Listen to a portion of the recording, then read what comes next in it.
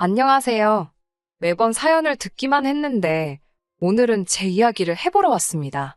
어떻게 시작해야 할지 조금 두서가 없더라도 이해해주세요. 저와 남편은 결혼 전문 중개업체를 통해 만난 사이입니다. 제가 어디 부족하고 그래서 업체를 통해 남자를 만난 건 아니고요.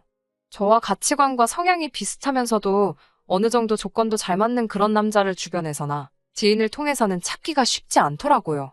괜히 시간 낭비하는 것도 싫고 여러 가지로 업체를 통하는 편이 저에게 유리하겠다 싶어 내린 결정이었습니다. 그렇다 보니 저와 남편의 조건을 이야기하고 제 사연을 시작하는 게 좋을 것 같네요. 일단 저희 친정부모님께서는 서울에서 한의원을 운영하고 계십니다. 서울의 한의원이 한두 개는 아니지만 그래도 제법 이름난 한의원을 하고 계세요. 저는 현재 중학교에서 영어를 가르치고 있습니다. 재벌은 아니어도 비교적 유복한 환경에서 어려움 없이 자랐고 그 점에 있어서는 항상 부모님께 감사하는 마음이에요. 업체를 통해 남편을 소개받을 당시 남편의 부모님은 사업가라 했습니다. 그리고 남편은 진급을 앞두고 있던 구급 공무원이었고요. 솔직히 말해서 이전에 업체에서 주선해 주었던 남자들과 비교했을 때 남편의 조건이 특출나게 나은 건 아니었지요. 하지만 그럼에도 불구하고 남편과 부부의 연을 맺게 된 건 남편의 성실하고 우직한 성격이 제 마음을 사로잡았기 때문이에요. 하지만 막상식을 올리고 나서 남편에 관한 많은 것들이 거짓이었음을 알게 되었습니다. 일단 어머님 아버님이 사업가라는 건 그건 참 사업장의 규모라던가 직원 등을 제가 좀 더 꼼꼼히 따져봤어야 하는데 업체 말만 듣고 대수롭지 않게 넘긴 것이 화근이었어요. 아버님이 말씀하신 사업이란 건 아버님 자신과 어머님까지 포함하여 총 직원 수 4명의 가게였지요. 제가 남편에게 왜 처음부터 솔직히 말하지 않았냐 물으니 사업이라는 게 눈에 보이는 게 전부가 아니랍니다. 어떻게 결혼 전에 이런 걸 눈치채지 못했을 수 있냐? 만약에 그렇게 물어보신다면 저도 억울하지만 할 말이 있습니다.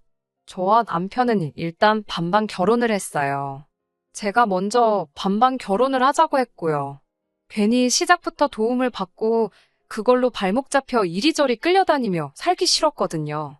물론 친정부모님께선 그래도 남자 쪽에서 집을 해오고 우리 쪽에서도 혼수랑 예단을 그 수준에 맞춰서 해가면 소위 끌려다닐 일은 없을 거라고 하셨지만 그냥 깔끔하게 저는 제 능력으로 남편은 남편 능력으로 그렇게 두 사람이 힘을 합쳐 시작하면 일이 훨씬 편하지 않겠나 싶었거든요.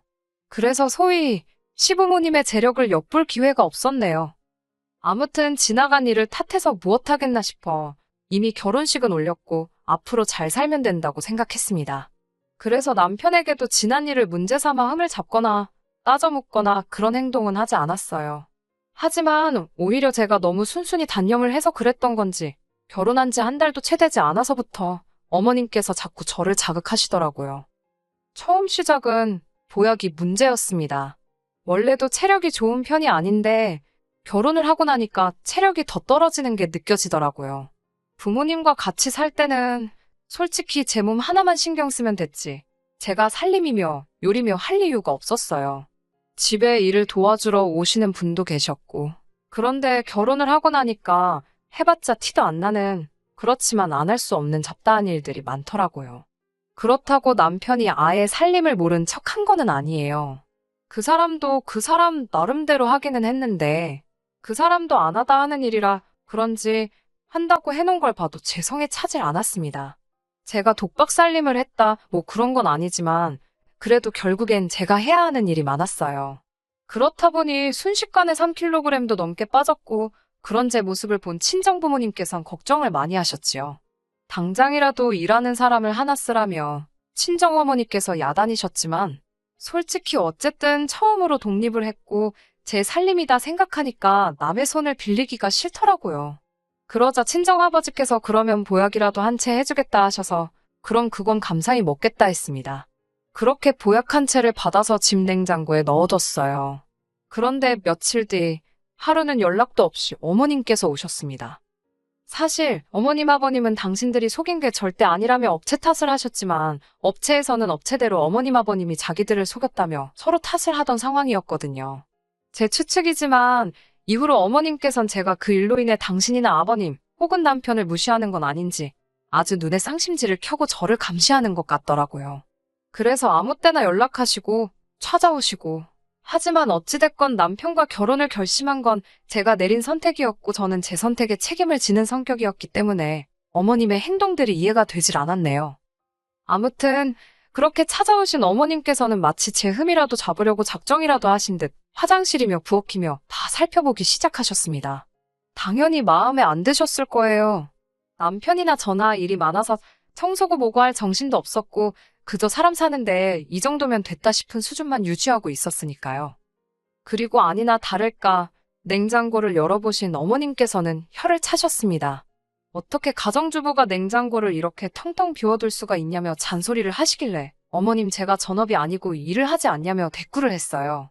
오히려 퇴근은 남편보다 제가 더 늦는다고요. 그러자 어머님께선 그러면 아침에 일찍 일어나면 되지 않냐고 하시더니 아니면 너네 엄마한테라도 해달라고 하라시는 거예요. 황당해서 저희 어머니도 일하시지 않냐고. 그러지 말고 어머님이 좀 해주세요. 그랬습니다. 어머님은 점심 드시고 출근하시니까 오전에는 시간 많으시지 않냐고요. 그러자 어머님께선 어이가 없다는 듯 저를 쳐다보시더니 어떻게 며느리가 시애미한테 반찬해달라는 소리를 하냐며 참 뻔뻔하답니다. 그리고는 다시 냉장고를 살피시더니 신성칸에 넣어둔 제 한약을 발견하시고는 이게 뭐냐고 물으시대요. 잠시 거짓말을 할까 생각도 했지만 저희 아버지가 저 먹으라고 해준 건데 거짓말할 이유가 있나 싶어서 순순히 말씀드렸어요. 제가 몸이 안 좋다 하니 아버지가 지어주셨다고요. 그러자 어머님께서는 정말 똥 씹은 얼굴을 하시더니 일은 너만 하냐고 물으시대요. 제가 그게 무슨 소리냐는 표정으로 어머님을 쳐다보니 네 남편은 노냐고 남자가 더 피곤하지 여자인 네가 나가서 일을 하면 얼마나 한다고. 어머님의 무식한 소리에 어이가 없었지만 저는 공손한 자세로 그러면 어머님께서 남편 보약 한제 해주시라 대답했습니다. 그러자 어머님께선 아니 장인이 한의사인데 그걸 돈 주고 왜 지어먹냐입니다. 어이가 없었지요. 막말로 어머님이 저희 아버지한테 무슨 보약을 맡겨놓으신 것도 아니고 칼만 안 들었지 날강도라는 말을 이럴 때 쓰는 건가 싶었거든요. 하지만 어머님하고 그런 거 따져서 뭐하나 싶어서 알겠다고 아버지께 말씀드려서 김서방 보약도 해드리라고 하겠다 했습니다. 어머님께서 돌아가신 후 아버지께 연락을 드려 방금 있었던 일을 말씀드렸습니다. 그러자 아버지께서는 오히려 당신이 센스가 없었다며 김서방이 많이 서운해했을지 걱정을 하시더라고요. 그래서 그런 걸로 서운해할 사람은 아니라고 말씀드렸지요. 아버지께서는 내친 김에 사돈들 보약도 해드려야겠다며 저더러 시부모님께 잘하라 하셨습니다. 사실 처음에 시댁이 조건을 속인 게 드러났을 때 저희 친정부모님께서도 많이 속상해 하셨어요. 결혼 중개업체를 고소를 해야 하는 거 아니냐는 소리까지 나왔으니까요. 하지만 결국엔 저처럼 저희 친정부모님께서도 꼼꼼히 살피지 못한 당신들을 탓하셨습니다. 솔직히 지금 와서 생각해본들 의미는 없지만 저희 어머님 아버님, 특히 어머님께서 작정을 하고 저와 저희 부모님을 속인 게 아닌가 싶기도 해요. 처음 인사를 드리러 갔을 때도 집이 아닌 모 호텔에서 보자고 하셔서 시부모님이 사시는 집을 결혼 전까진 한 번도 가볼 수 없었고요. 만날 때마다 비싼 옷을 입고 명품백을 들고 나오셨는데 그게 짝퉁이거나 지인에게 빌린 것들일 거라곤 누가 상상이나 할 수 있었겠어요? 심지어 저에게 당신 며느리가 되어주기로 해서 고맙다며 용돈으로 쓰라고 현찰로 500만 원을 주셨는데 그것도 알고 보니 남편이 모아둔 돈의 일부였으니까요. 아무튼 이 모든 것을 감내하고도 지키려던 결혼이었습니다. 남편을 너무 사랑해서 그랬다고 하면 솔직히 거짓말이고 앞서 말씀드린 대로 제 책임감과 동시에 주변 사람들의 눈이 두려웠기 때문이에요. 하지만 결국엔 이렇게 남편과 갈라서기로 마음을 먹었습니다. 그리고 단언컨대 이 모든 건 어머님의 욕심에서 비롯된 게 맞아요. 어머님이 말씀하신 대로 남편뿐만 아니라 어머님 아버님까지도 보약을 해드렸습니다. 솔직히 이 정도 갔으면 시댁에서도 저희 부모님께 최소한의 성의 표시는 해야 한다고 생각했지요. 하지만 성의 표시는 고사하고 오히려 말도 안 되는 소리를 하셨더라고요. 며칠 뒤 친정어머니께서 전화를 걸어오셨습니다. 방금 사돈이 왔다 가셨다며 알고 있었냐고요. 저는 전혀 몰랐다고 혹시 무슨 일이라도 있었는지 여쭙습니다. 그러자 친정어머니께서 몹시 불쾌한 목소리로 충격적인 이야기를 털어놓으셨어요. 저희 시어머니께서 5사람치의 보약을 주문하셨답니다. 신우가 시집을 간다는데 그 예비 시댁에 선물할 거라면서요. 어이가 없는 건 그 한약을 모두 공짜로 해달라고 그랬답니다. 사돈처녀 시집 가는데 그 정도는 해주실 수 있는 거 아니냐며. 듣고 있는데 진짜 어이가 없더라고요. 저는 일단 친정어머니께 그 부탁 안 들어주셔도 된다고 절대로 내리지 마시라 했습니다. 하지만 친정어머니께서는 마음 같아선 당연히 안 해주고 싶지만 그랬다가 당신 딸 그러니까 제가 미움이라도 사면 어쩌나 싶어서 걱정이라셨어요. 그런 어머니께 저는 다시 한번 제가 어머님과 잘 이야기할 테니 마음 쓰지 마시라고 말씀드렸고요. 분한 마음을 삭히고 있는데 퇴근한 남편이 집에 들어오대요. 저는 남편더러 시댁에 가자고 했습니다. 그러자 남편은 연락도 안 드리고 이렇게 가면 어머님께서 안 좋아하실 거라고 이제 막 퇴근하고 들어오셔서 피곤해 하실 거랍니다. 저는 됐다고 어머님도 아무 때나 오시니까 그냥 가자 했습니다. 상황이 심상치 않음을 느꼈는지 남편도 저를 더는 말리지 못하더군요. 그렇게 차로 30분 정도 달려 시댁에 도착했습니다. 어머님께서 어이가 없다는 듯 현관을 열어주셨어요. 피곤하신 거 안다고 저희도 피곤하니 본론만 말씀드리겠다 했습니다. 그러자 어머님께선 제가 말하는 태도를 흠잡아 벌써 한마디 하려고 하셨지만 제가 먼저 말을 이어갔어요. 저희 친정부모님께 무슨 신우예비 시댁 식구들 한약을 지어달라 하셨다는데 그게 사실이냐고요. 그러자 어머님께선 그걸 벌써 너네 엄마가 너한테 얘기했냐면서 생각보다 입이 싸네. 그러시는 거예요. 제가 정색을 하며 아무리 사돈지간이어도 저희 어머니가 어머님보다 나이도 1살 더 많으시다고 말씀 조심해달라 했습니다. 어머님께서 어이가 없다는 듯 저를 쳐다보셨지만 저는 무시하고 말을 이어갔어요. 보약을 하실 거면 돈을 내시라고 저희 부모님한테 한약 맡겨놓으셨나고 물었지요. 그러자 신우가 나서서 저한테 한 소리 하더군요. 신우는 남편보다 2살이 많고 이번이 2번째 결혼이에요. 신우가 저더러 하는 말이 시집온 지 1년은커녕 반년도 안 된 며느리가 시어머니 무서운 줄을 모르고 멋대로 밤중에 시댁에 찾아와서 따박따박 따지는 법이 어디 있냐입니다. 저는 신우에게 잘 모르면 빠져 있으라 했어요. 그리고 신우예비 시댁 보약은 도대체 누구 머리에서 나온 생각이냐고 혹시 형님이 어머님 떨어 해달라고 했냐고 따졌습니다. 그러자 신우가 해달라고 할 수도 있는 거 아니냐며 한가족끼리 그런 거 하나 못 해주냐고 그래요. 어이가 없어서 저희 부모님이랑 형님이랑 한가족이냐고 정말 그렇게 생각하냐고 물었습니다. 그러자 신우도 뭐라 말은 못하고 시근덕거리기만 하더라고요. 집으로 돌아오는 길에 남편이 저에게 말을 붙이대요. 아무리 그래도 그렇지 신우나 시어머니나 다 저한테는 윗사람인데 말을 너무 막 하는 거 아니냐면서요. 저는 어머님이 먼저 우리 친정부모님을 뭘로 보셨는지 경우 없이 행동하시더라. 지금 나한테 한 말 그대로 어머님께 가서 먼저 하고 오라 했습니다. 그리고는 그렇게 못할 것 같으면 내 편 못 들 것 같으면 가만히 중간이나 잘 지키고 있으라고 써붙였네요. 그리고는 얼마간 조용했습니다. 어머님이 화가 단단히 나셨는지 연락이 없으셨는데 그게 그렇게 편하더라고요. 물론 그 평화가 오래 가지는 않았지만요. 퇴근 준비를 하고 있는데 친정어머니께서 이게 무슨 일인지 모르겠다며 연락을 해오셨어요. 무슨 일인가 들어보니 어떤 가족이 와서는 저희 아버지가 지은 한약을 먹고 온몸에 두드러기가 났다며 난리를 치더랍니다. 그런데 먹다 남은 거라며 들고 온 한약 봉지를 보니까 저희 부모님 한의원 게 아니더래요. 그런 한약은 만든 적이 없다고 하니 믿지 않아서 실제로 한의원에서 쓰는 봉지를 다 보여주고 난리가 났었다고요. 그 가족이 저희 부모님 한의원을 고소하겠다 하길래 그러라 했답니다. 듣고 있는데 어이가 없어서 정말 이 한의원에서 직접 산 게 맞는지 물어보셨냐니까 선물 받았다고 하더랍니다.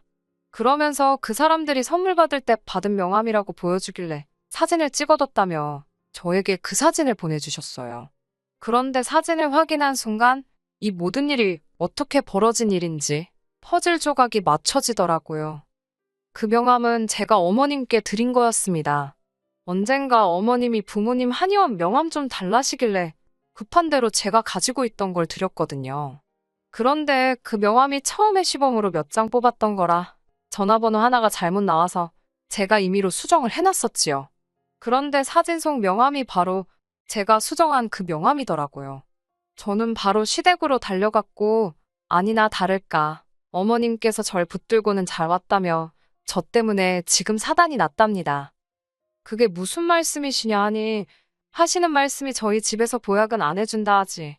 그런데 신우예비 시댁에는 보약을 해서 보내겠다고 호언장담을 했지. 결국 고심 끝에 인터넷에서 보약을 사셨다대요. 그리고는 신우예비 시댁에다간 저희 부모님 한의원 명함을 같이 주면서 이 사람들이 당신 사돈인데 아주 신경 써서 만들었다며 선물을 하셨다는 거예요.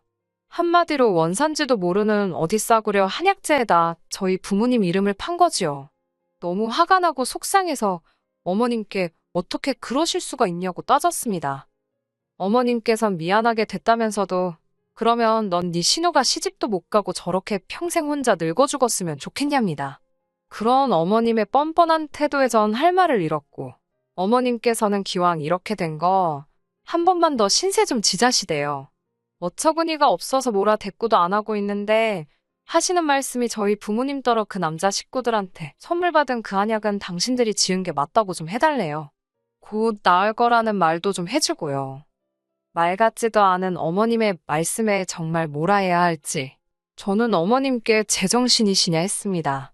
같이 있던 신우가 저더러 그러니까 그깟 보약 좀 해주는 걸로 왜 치사하게 굴어서 일을 이렇게 복잡하게 하냐고 따지대요. 저는 신우한테 분수에 맞는 사람이나 만나라고 괜히 네 부모 등골 빼먹지 말라고 싸붙였습니다. 어머님께도 저희 부모님 이름 한 번만 더 파시면 가만히 안 있는다고 명예훼손으로 고소할 거라 했어요. 아마 어머님이 하신 행동이 법적으로 한두 개만 걸리는 건 아닐 거라고. 그러니 저 열받게 하지 마시라고도 했지요.